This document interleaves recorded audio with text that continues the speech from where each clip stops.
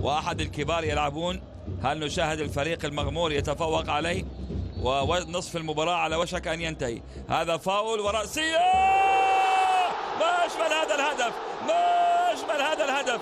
فك العقدة محمد الحاج، فك العقدة قائد الرجاء، قائد الرجاء. هدف رائع، هدف رائع رائع رائع. الفاول كان رائعا ونموذجيا.